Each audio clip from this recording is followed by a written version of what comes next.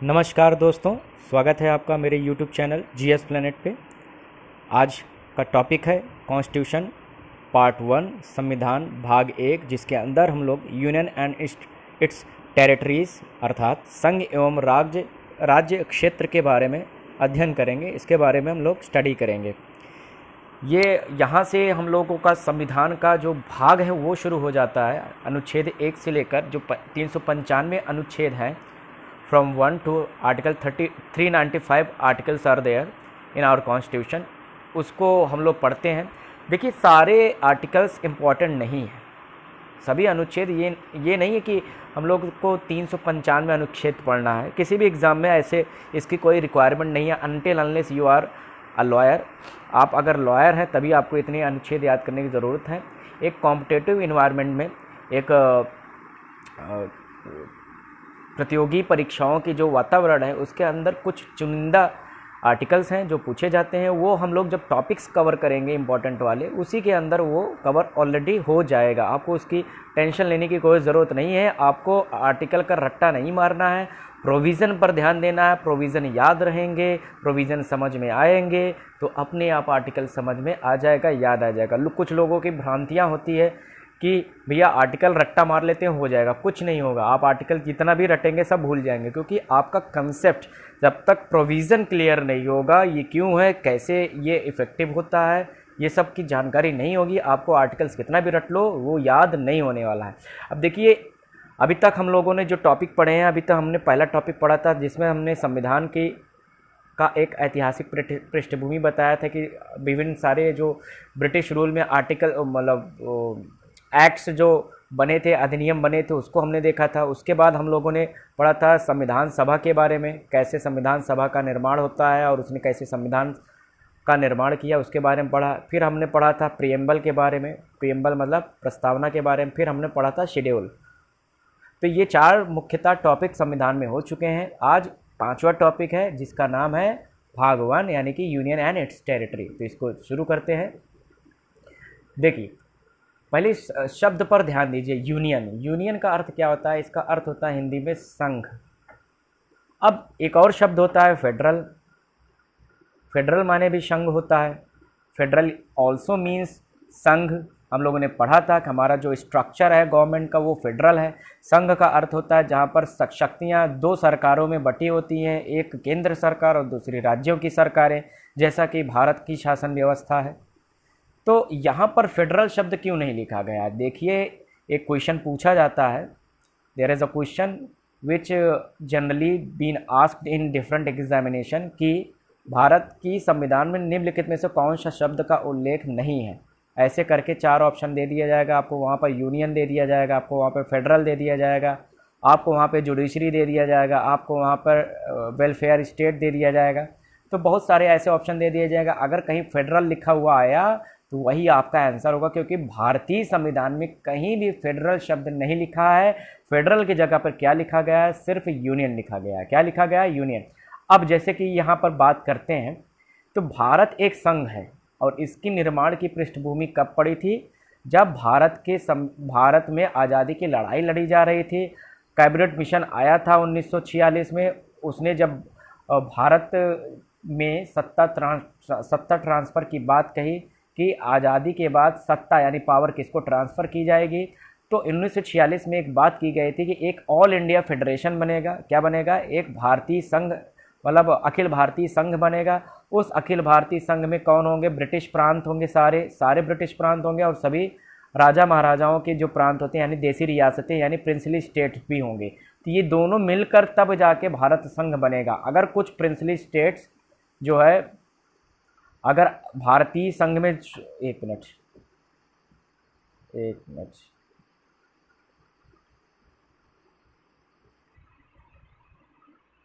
हाँ, जैसे कि भारतीय जो रियासतें थी, जैसे कि हैदराबाद की बात करें या कश्मीर की बात करें, जूनागढ़ की बात करें, तो ये सारी प्रिंसली स्टेट्स थी। तो इनको भी भारत संघ में शामिल होना था। तो उनको ये अधिकार दिया गया था रियासतों को, यदि वो भारत में जुड़ना चाहें तो भारत में जुड़ सकते हैं, या पाकिस्तान के साथ जाना चाहें तो पाकिस्तान के साथ जा सकते हैं। तो ये था कुल मिला के एक थोड़ा सा बैकग्राउंड कि जो भारत संघ था वो एक्चुअल में ब्रिटिश प्रांतों और भारतीय देसी रियासतों का एक संयोजन था, एक कॉम्बिनेशन था, एक ग्रुप था। क्लियर हो रहा है? हाँ।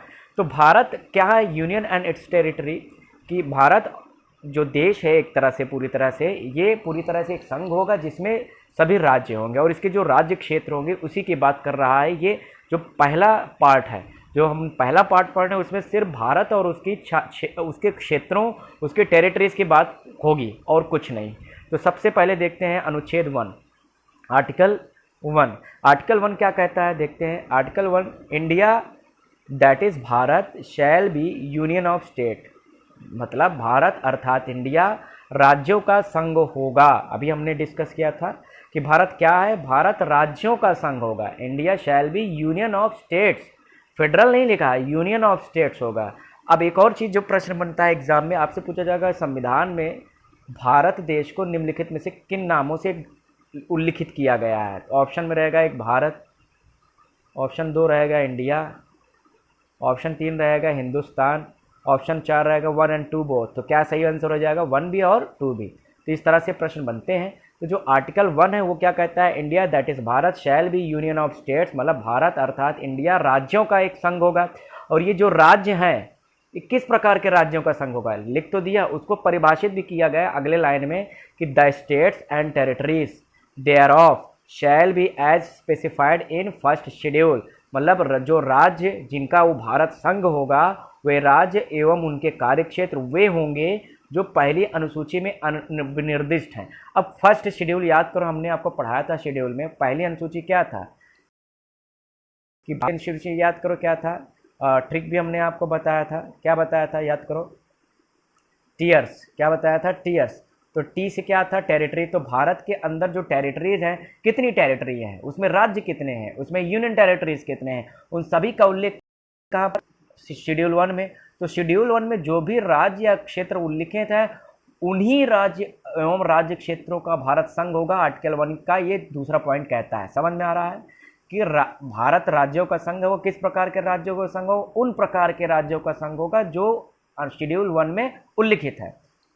क्लियर है? अगला पॉइंट है the territory of India shall comprise. अब भारत का जो ये क्षेत्र है उसमें क्या क्या आएगा? उसमें आएगा द टेरिटरीज ऑफ स्टेट, उसमें राज्य क्षेत्रों के भी भाग आ जाएंगे और उसमें यूनियन टेरिटरीज भी आ जाएंगे और उसमें अदर टेरिटरीज भी आएंगे जो एक्वायर किए जाएंगे। अब इसमें समझते हैं कौन कौन से आएंगे, यहाँ मैप में देख लेते हैं। जैसे कि उसमें कह रहा है कि भारत क्षेत्र में कौन कौन से है, राज्य क्षेत्र आ जाएंगे, यानी जैसे ये राजस्थान है, ठीक। राजस्थान का जो कुछ भी हिस्सा होगा, जहाँ कहीं होगा, वो भारत का हिस्सा होगा, ये कहता है। दूसरी बात क्या कहता है? Union territory. जैसे यूनियन टेरिटरी की बात करें, ये पुदुचेरी है, तो पुदुचेरी का जो कुछ भी हिस्सा होगा, जैसे पुदुचेरी की अगर बात करें, पुदुचेरी 3 राज्यों में फैला हुआ है। जैसे ये यनम है, ठीक है, यनम है, पुदुचेरी है, कराईकल है, यहाँ नीचे कराईकल भी है, और यहाँ माही है। तो ये केरल में माहे, तमिलनाडु में पुदुचेरी और कराईकल है, और आंध्र प्रदेश में है यनम। ये 4 टेरिटरी को मिलाकर क्या कहा जाता है? पुदुचेरी, कंबाइंड रूप से। तो पुदुचेरी का जहाँ जहाँ होगा राज्य क्षेत्र, जो जहाँ जहाँ उसका क्षेत्र होगा वो भारत का क्षेत्र होगा। पहला पॉइंट ये है। दूसरा पॉइंट क्या हो गया? टेरिटरीज का। देखिए फिर से, पहला कह रहा है कि भारत राज्यों का संघ होगा। क्या कहेगा? राज्यों का संघ होगा, ठीक हो गया, राज्यों का संघ। कौन से राज्यों का संघ? वे राज्य जो शेड्यूल 1 में उल्लिखित है। क्लियर है? कौन से? जो शेड्यूल 1 में उल्लिखित है। अब बात करते हैं इनका विस्तार क्या होगा। इनका विस्तार भारत का विस्तार वही माना जाएगा जो राज्यों का विस्तार है। जहां तक राज्य की सीमा होगी वो भारत की सीमा भी मानी जाएगी। क्लियर हो रहा है? जैसे राजस्थान हो गया, पंजाब होगा, पंजाब का मान लो कोई क्षेत्र मान लो यहाँ है तो भारत का भी क्षेत्र माना जाएगा। यूनियन टेरिटरी का कोई भाग यहाँ है तो यहाँ वो भारत का भी माना जाएगा। क्लियर है? और तीसरा पॉइंट है कि ऐसे भी क्षेत्र होंगे जो एक्वायर किए जाएंगे। जैसे कि बात करते हैं सिक्किम। सिक्किम 1975 तक भारत संघ का हिस्सा नहीं था। गोवा की बात करते हैं, गोवा 1961 तक भारत संघ का हिस्सा नहीं था। ये ऐड हुआ है कॉन्स्टिट्यूशन अमेंडमेंट के द्वारा, संविधान में संशोधन के द्वारा ऐड हुआ है। कौन से संविधान संशोधन द्वारा ऐड हुआ है ये हम आगे अभी डिस्कस करेंगे। तो जैसे कि गोवा हो गया, गोवा का भारत में विलय हुआ, सिक्किम का भारत में विलय हुआ, तो जब विलय के बाद तो ये भी क्या हो जाएंगे? ये भी भारत संघ के हिस्सेदार होंगे, यानी ये भी भारत संघ का हिस्सा हो जाएगा। तो 3 प्रकार के क्षेत्र भारत संघ में शामिल होंगे, सभी प्रकार के स्टेट, सभी प्रकार के यूटी और सभी प्रकार के विलय किए गए क्षेत्र यानी एक्वायर्ड टेरिटरी। समझ में आया? ये सब भारत के संघ में शामिल होंगे। तो आर्टिकल 1 यही कहता है। आर्टिकल 1 क्या कहता है? इंडिया अर्थात भारत अर्थात इंडिया राज्यों का संघ होगा और इस राज्यों के संघ में सभी भारत के राज्य, सभी राज्यों के सभी यूनियन टेरिटरीज एवं एक्वायर्ड टेरिटरी शामिल होंगे। तो ये रहा अनुच्छेद 1। अब बात करते हैं आर्टिकल 2 के बारे में। आर्टिकल 2 यानी कि अनुच्छेद 2। इसमें क्या प्रोविज़न है? इसमें है एडमिशन और इस्टेब्लिशमेंट ऑफ न्यू स्टेट। ध्यान दीजिए, नए राज्यों का प्रवेश या स्थापना। जैसे कि भारत में जो भी नया राज्य एडमिट होगा उसको किस प्रोसीजर से एडमिट कराया जाएगा, क्या उसकी विधि होगी, क्या उसका तरीका होगा, ये तरीका आर्टिकल 2 में मेंशन है। समझ में आया? देखिए लिखा है, पार्लियामेंट में by law admit into the union और establish new states on such terms and condition as it thinks fit. मतलब संसद विधि द्वारा, विधि का मतलब कानून के द्वारा। समझ में आ रहा है? संसद कानून बनाकर ये टर्म्स एंड कंडीशन के आधार पर जो वह ठीक समझे भारत संघ में नए राज्यों का प्रवेश या उनकी स्थापना कर सकती है। तो आपसे प्रश्न एक बनेगा कि भारत में नए राज्यों का जो निर्माण होता है वो कौन करता है? ऑप्शन में रहेगा पहला पार्लियामेंट, ऑप्शन 2 रहेगा प्रेसिडेंट, ऑप्शन 3 रहेगा लोकसभा, ऑप्शन 4 रहेगा इनमें से कोई नहीं। तो सही आंसर क्या होगा? पार्लियामेंट। पार्लियामेंट मतलब लोकसभा, राज्यसभा और राष्ट्रपति मिलकर। तो ये मिलकर ही नए राज्य का गठन कर सकते हैं। समझ में आया? हाँ, लेकिन यहाँ पर नए राज्य की बात नहीं कर रहा है कि भारत के टेरिटरी के अंदर ही नहीं, यहाँ पे उनकी बात कर रहा है जिनको प्रवेश कराया जाएगा। प्रवेश मतलब एडमिट कराया जाएगा। जैसे सिक्किम को एडमिट कराया गया, जैसे गोवा को एडमिट कराया गया, जैसे दादरा नगर हवेली को एडमिट कराया गया, जैसे दमन एंड दीव को एडमिट कराया गया। जैसे एग्जाम्पल की बात करें, Goa was annex to India by 12th constitutional amendment act 1961। मतलब 12वें संविधान संशोधन के द्वारा 1961 में गोवा को भारत संघ में प्रवेश कराया गया। तो वो आर्टिकल 2 के तहत कराया गया। समझ में आ गया? ठीक, यहाँ देखिए, ये रहा गोवा, कहाँ पे रहा? ये रहा गोवा और ये रहा सिक्किम। सिक्किम 1975 में ऐड हुआ था भारत में। ठीक, तो कैसे ऐड होगा? ये आर्टिकल 2 के तहत होगा। आर्टिकल 2 क्या कहता है कि संसद विधि बनाकर ऐसा कर सकती है, संसद कानून बनाकर किसी भी विदेशी क्षेत्र को भारत के अंदर शामिल कर सकती है। गोवा को जैसे शामिल किया, दादरा नगर हवेली को शामिल किया। समझ में आ रहा है? हाँ, तो आर्टिकल 2 में वे राज्यों की बात की जा रही है जो भारत संघ का हिस्सा नहीं थे, अब होंगे। ठीक, अब आर्टिकल 2 देख लेते हैं। दो देख लिया तो आर्टिकल 3 देख लेते हैं। आर्टिकल 3 में मिलता जुलता है लेकिन मेजर डिफरेंस है इसमें, देखते हैं।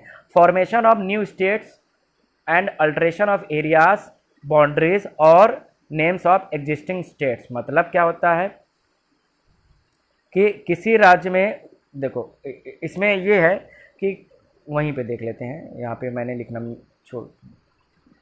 फॉर्मेशन ऑफ न्यू स्टेट्स का मतलब होता है नए प्रदेश का निर्माण। नए प्रदेश का निर्माण, उसके क्षेत्र का परिवर्तन, सीमा में परिवर्तन या नाम में परिवर्तन किया जा सकता है अनुच्छेद 3 के द्वारा। और ऐसा कौन कर सकता है? पार्लियामेंट। कैसे? में बाय लॉ। समझ में आ रहा? संविधान मतलब संसद विधि बनाकर आर्टिकल 3 के अनुसार किसी भी राज्य को स्थापित कर सकती है, उसके बाउंड्री, नाम और क्षेत्र को क्या कर सकती है? परिवर्तित कर सकती है। उसमें क्या कर सकते हैं? Increase the area of any state. किसी राज्य के क्षेत्र का क्या कर सकती है? इंक्रीज कर सकती है, बढ़ा सकती है, डिमिनिश कर सकती है, घटा सकती है, सीमा घटा बढ़ा सकती है और नेम भी चेंज कर सकती है। क्लियर है? समझ में आ रहा है? हाँ, जैसे एग्जाम्पल की बात लेते हैं कि तेलंगाना का निर्माण जो हुआ था 2014 में, छत्तीसगढ़, उत्तराखंड, झारखंड का निर्माण हुआ था 2000 में। ये भारत के ही राज्य थे पहले। जैसे झारखंड बिहार का हिस्सा था, उत्तराखंड उत्तर प्रदेश का हिस्सा था, छत्तीसगढ़ मध्य प्रदेश का हिस्सा था, तेलंगाना आंध्र प्रदेश का हिस्सा था। तो भाई ये एग्जिस्टेंट स्टेट्स थे ना, कोई बाहर की तो टेरिटरी थी नहीं। तो आर्टिकल 2 और 3 में मेजर डिफरेंस क्या हुआ? आर्टिकल 2 बात करता है ऐसे क्षेत्र का, जैसे कि ये भारत की सीमा है, तो अगर यहाँ पर कोई चीज़ है भारत की सीमा के बाहर है, उसे शामिल कराया जाएगा तो आर्टिकल 2 उसके लिए होगा। समझ में? आर्टिकल 3 किसके लिए है? जो ऑलरेडी भारत संघ में शामिल है, उसमें कोई नया स्टेट बनाया जाए तो आर्टिकल 3 का इस्तेमाल किया जाएगा। और आर्टिकल 2 के अनुसार ऐसा कौन कर सकता है? संसद कर सकती है।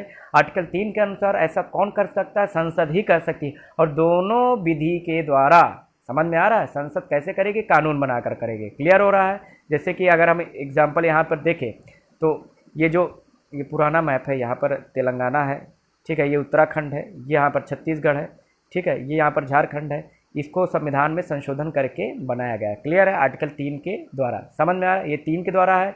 और गोवा का विलय हुआ, विलय जहाँ शब्द आ जाएगा वो आर्टिकल 2 के अनुसार होगा। तो ये था आर्टिकल 2, ये था आर्टिकल 3। अब हम बात करते हैं आर्टिकल 4 की बात करते हैं। जैसे सिक्किम आपसे पूछा जाए, सिक्किम कौन से संविधान संशोधन द्वारा ऐड हुआ था भारत में? 35वां संविधान संशोधन द्वारा भारत में वो ऐड हुआ था 1975 में। और 36वें संविधान संशोधन 1976 द्वारा उसे पूर्ण राज्य का दर्जा दे दिया गया। अब गोवा की अगर हम बात करें तो गोवा भाई भारत संघ में कब शामिल हुआ? 1961 में। कब शामिल हुआ? 1961 में। तब उसे यूटी का दर्जा दिया गया था, यूनियन टेरिटरी का। लेकिन उसके बाद क्या होता है? 1987, कब? 1987 में उसे फुल स्टेट का दर्जा दे दिया गया, पूर्ण राज्य का दर्जा दे दिया गया। 1961 से पहले जो गोवा था वो पुर्तगाल, समझ में आ रहा, पुर्तगाल की कॉलोनी थी। पुर्तगाल जो भारत में आए थे 1498 में, उनकी ये कॉलोनी बन गई थी 1510 में। उसके बाद फिर अदला बदली हुई थी 1561 में, 1661 में ब्रिटिश कॉलोनीज़ की। तो वो इतिहास में हम लोग पढ़ेंगे, इतना ये समझिए 1961 से पहले वो पुर्तगाल का हिस्सा माना जाता था। पुर्तगाल से हम लोगों ने उसे हासिल किया है। उसके लिए भी ऑपरेशन चलाया गया था, सेना भेजनी पड़ी थी, उसकी अलग प्रक्रिया वो इतिहास में हम लोग देखते हैं। ठीक है, आगे बढ़ें।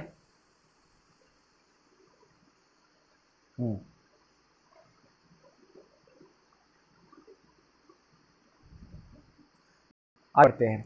अब आर्टिकल 4 की बात कर लेते हैं।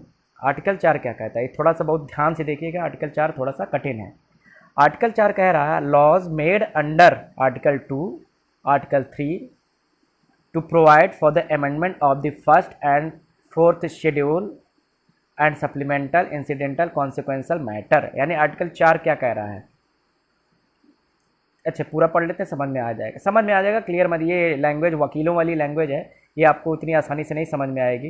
अब हिंदी में देख लीजिए। पहली अनुसूची और चौथी अनुसूची के संशोधन तथा अनुपूरक, आनुषंगिक और पारिणामिक विषयों का उपबंध करने के लिए अनुच्छेद 2 और 3 के अधीन बनाई गई विधियां और ऐसी जो भी विधियां होंगी, कोई भी विधि अनुच्छेद 368 के प्रयोजनों के लिए इस संविधान का संशोधन नहीं समझी जाएगी। No such laws as aforesaid shall be deemed to be an amendment of this constitution for the purpose of article 368। अब देखो, कंफ्यूज हो गए? अब देखिए, समझिए। अगर हम बात करें तेलंगाना का गठन कब हुआ? 2014 में। ठीक, तो कैसे किया गया? आर्टिकल 3 में क्या कह रहा है कि संविधान मतलब संसद क्या करती है? लॉ बनाकर, समझ में आया, विधि बनाकर ऐसा कर सकती है। तो ये जो लॉ बनेगा, क्या वो संविधान में संशोधन माना जाएगा कि नहीं माना जाएगा? प्रश्न ये है, क्या माना जाएगा? नहीं माना जाएगा। संविधान में संशोधन नहीं माना जाएगा आर्टिकल 368 के अंदर। अब ये आर्टिकल 368 क्या है? आर्टिकल 368 हम नेक्स्ट वीडियो में देखेंगे। ये संविधान में संशोधन की विधियाँ हैं, समझ में आया। संविधान में संशोधन कैसे किया जाए, कॉन्स्टिट्यूशन में अमेंडमेंट किस प्रकार किया जाए, उसका जो भी प्रोसीजर है वो आर्टिकल 368 में मेंशन है, समझ में आ रहा है। हाँ, तो यही कह रहा है कि आर्टिकल 4 क्या कह रहा है? आर्टिकल 4 कह रहा है चाहे आर्टिकल 2 हो चाहे आर्टिकल 3 हो, क्योंकि चाहे 2 करो चाहे 3 करो, दोनों से हम क्या करेंगे? नए राज्य का निर्माण करेंगे ना। आर्टिकल 2 से नए राज्य का निर्माण कैसे होगा? विलय के साथ, फॉरेन टेरिटरी को हम विलय देंगे। और आर्टिकल 3 में क्या करेंगे? आर्टिकल 3 में नए राज्य का गठन करेंगे। चाहे 3 के माध्यम से नया राज्य बनाए, चाहे 2 के माध्यम से नया राज्य बनाए, दोनों कैसे बनेंगे? दोनों भाई विधि के द्वारा बनेंगे। कौन बनाएगा विधि? संसद बनाएगी। तो जो विधि बनाई जाएगी यानी कि लॉ बनाएगी संसद, वो विधि संविधान में संशोधन नहीं मानी जाएगी। आर्टिकल 4 ये कह रहा है, समझ में आ रहा है। उसे सिंपल तरीके से प्रस्ताव पारित कराया जा सकता है। अब फिर क्या होगी? आर्टिकल 368 क्या, वो नेक्स्ट लेक्चर में देखेंगे। वो बहुत बड़ा वीडियो हो जाएगा, उसे हम नेक्स्ट वीडियो में देखेंगे। क्योंकि आर्टिकल 368 में क्या कहता है कि संविधान में संशोधन किस प्रकार से किया जाएगा। भारत में 3 प्रकार के संविधान संशोधन विधियां हैं, वो हम कल देखेंगे। तो आज का जो भी टॉपिक था हम लोग उसको रिवाइज कर लेते हैं। उसको रिवाइज कैसे करते हैं? तो आर्टिकल 1 क्या कहता है भाई? भारत क्या होगा? India. Bharat that is India, state of क्या रहेगा, यूनियन ऑफ स्टेट होगा। क्या होगा, यूनियन ऑफ स्टेट यानी भारत राज्यों का एक संघ होगा। और इस राज्य में कौन कौन, सभी भारतीय राज्य, सभी यूनियन टेरिटरीज और विदेशी क्षेत्र जो अधिग्रहित किए जाएंगे वो इसमें शामिल होंगे, पहला अनुच्छेद। दूसरे अनुच्छेद में क्या रहा है कि अगर कोई टेरिटरी जो भारत संघ का हिस्सा नहीं है उसे शामिल किया जा सकता है। कैसे, विधि के द्वारा। कौन बनाएगा विधि, पार्लियामेंट बनाएगी। क्या ये विधि संविधान संशोधन मानी जाएगी, नहीं मानी जाएगी। आर्टिकल 3 क्या कहता है, आर्टिकल 3 कहता है भाई कोई ऑलरेडी भारत के अंदर कोई एक राज्य है उसको भी नया राज्य बनाया जा सकता है। समझ में आया, कोई पहले से ही एक राज्य है उसको एक नए राज्य में बनाया जा सकता है। आर्टिकल 3 के अनुसार कैसे बनाया जा सकता है, कौन बनाएगा, संसद बनाएगी। संसद कैसे बनाएगी, विधि बनाकर, विधि यानी लॉ बनाकर। क्या ये लॉ संविधान संशोधन मानी जाएगा, ये भी नहीं मानी जाएगी। समझ में आ रहा है। तो ये था आर्टिकल 3, ये था आर्टिकल 2 और आर्टिकल 4 में वो विधियों का जिक्र किया गया है कि वो सारे विधि 2 और 3 वाले संविधान संशोधन नहीं माने जाएंगे। तो ये था आज का टॉपिक। कल हम लोग पढ़ेंगे आर्टिकल 368 और उसके बाहर जो भी संविधान संशोधन की विधियां हैं उसको देखेंगे। और उसके बाद हम लोग देखेंगे भारत के राज्यों का पुनर्गठन, आज़ादी के बाद कैसे स्टेट को रीऑर्गेनाइज किया गया, कैसे नए नए राज्यों का गठन हुआ, कब कब कौन कौन सा राज्य बनाया गया, वो सारा चीज़ हम लोग देखेंगे। तो मित्रों आज के लिए इतना ही। नेक्स्ट डे हम लोग नेक्स्ट वीडियो को कवर करेंगे। होपफुली समझ में आया होगा। Thank you all, have a great day.